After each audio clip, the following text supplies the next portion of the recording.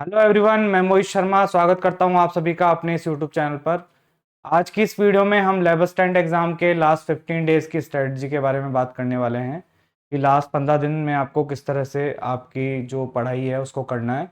और लास्ट का जो टाइम होता है किसी भी एग्ज़ाम का, वो आपका बहुत ही इंपॉर्टेंट होता है। वही टाइम आपका डिसाइड करता है कि आपका नाम पीडीएफ में आएगा या फिर आप सिलेक्शन से बाहर हो रहे हो।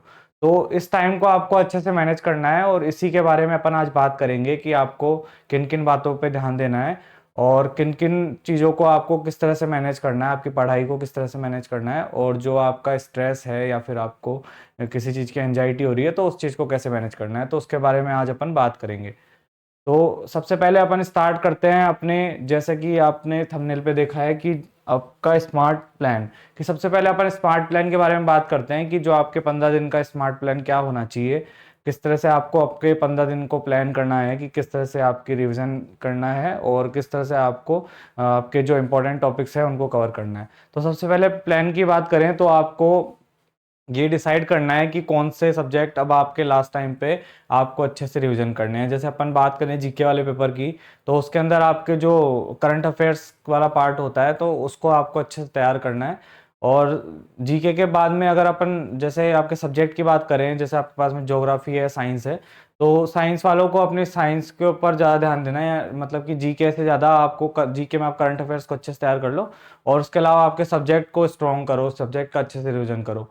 बाकी जीके में आपको ऐसा लगता है कोई टॉपिक है तो उसको आप रिवीजन कर सकते हो। तो इस तरह से आपको प्लान करना है कि जो इंपॉर्टेंट टॉपिक है जहाँ से ज़्यादा क्वेश्चन पूछे जाते हैं तो उनको आप कवर करो लास्ट टाइम पे, उनका रिवीजन सबसे ज़्यादा करो।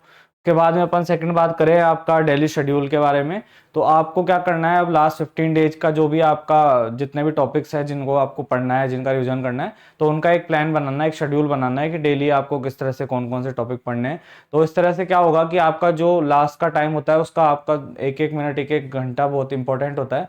तो उसमें आपको ये डिसाइड करने में आपको टाइम वेस्ट नहीं करना है कि अब मुझे आगे क्या पढ़ना है। अगर आपके पास में कोई रास्ता नहीं होगा तो आप चलना स्टार्ट नहीं करोगे। मैन ये रीज़न होता है कि आपको अगर आपको समझ में नहीं आ रहा कि मुझे किस तरह से पढ़ाई करनी है तो आपका जो टाइम है वो बेकार हो जाएगा, उसको अच्छे से आप मैनेज नहीं कर पाओगे।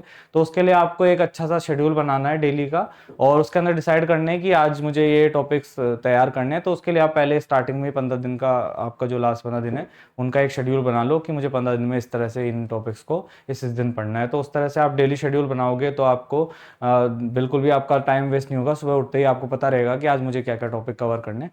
तो उस तरह से आप डेली शेड्यूल बना के अच्छे से पढ़ सकते हो। उसके बाद में सेकंड बात अपन करें जो आपके इंपॉर्टेंट टॉपिक्स है या फिर टॉपिक वाइज रिवीजन की, तो उसके अंदर इंपॉर्टेंट टॉपिक्स में आप देखोगे तो जैसे अपन बात करें स्टार्टिंग से आपके राजस्थान जीके की, तो राजस्थान जीके के अंदर आप हिस्ट्री वाला पार्ट देखोगे तो उसमें आपकी जो मॉडर्न हिस्ट्री है वो ज़्यादा इंपॉर्टेंट होती है। उनमें से क्वेश्चन पूछे जाते हैं आपके एकीकरण, 1857 की क्रांति और जन आंदोलन, किसान आंदोलन, तो इनमें से ज़्यादा क्वेश्चन पूछे जाते हैं। तो आप इनको लास्ट टाइम पे अच्छे से तैयार करो। उसके बाद में ज्योग्राफी की बात करें तो ज्योग्राफी में एक आपका भौगोलिक प्रदेश हो गया, उसके अलावा नदियाँ हो गई और आपके मिट्टी वाला टॉपिक हो गया, खनिज वाला टॉपिक हो गया, तो इनमें से ज़्यादा क्वेश्चन पूछे जाते हैं। तो इन टॉपिक्स को आपको अच्छे से तैयार करना है। वो आपको समझ में आ गया होगा, अभी तक आपने पढ़ा होगा कि कौन सा टॉपिक ज़्यादा इंपॉर्टेंट है, तो उन टॉपिक्स को आपको अच्छे से तैयार करना है। उसके अलावा बात करें आपके साइंस की, तो साइंस के अंदर भी आपको समझ में आ रहा होगा, आपने पेपर देखे होंगे कि कौन सा टॉपिक में से ज़्यादा क्वेश्चन पूछे जाते हैं। तो उस तरह से आपको इंपॉर्टेंट टॉपिक्स जो भी हैं उनको अब ज़्यादा ध्यान देना है, उन पे ज़्यादा ध्यान देना है, उनको ज़्यादा ज़्यादा रिवीजन करना है।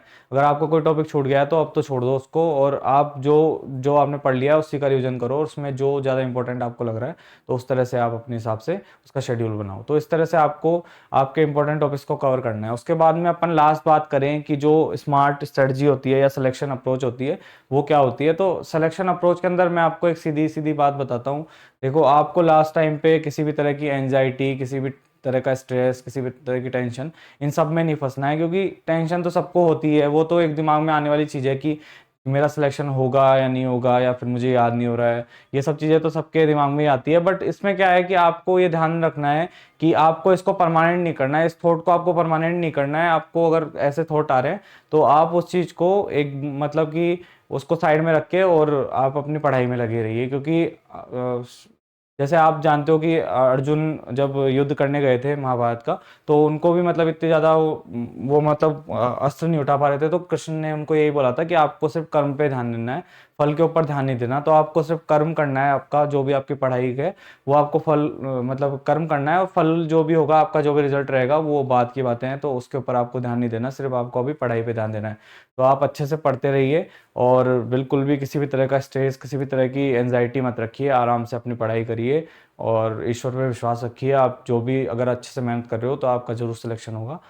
बस इतना ही सब कुछ है, और आप अच्छे से स्टडी करते रहिए, प्लान्स बनाइए अपने, और करंट अफेयर्स पे अच्छे से ध्यान दीजिए, और साथ में बजट जो है उसको भी अच्छे से तैयार कर लीजिए। तो इस तरह से आपका स्टडी का प्लान होना चाहिए लास्ट टाइम पे। और बाकी अगर आपको ये वीडियो अच्छा लगा हो तो आपके जो भी लेब स्टैंड के फ्रेंड्स हैं जो लेब स्टैंड की तैयारी कर रहे हैं, तो उनके साथ आप इस वीडियो को शेयर कर दीजिए और चैनल को सब्सक्राइब कर लीजिए। थैंक यू सो मच, मिलते हैं अपनी नेक्स्ट वीडियो के अंदर, और आपके एग्ज़ाम के लिए आपको ऑल द बेस्ट।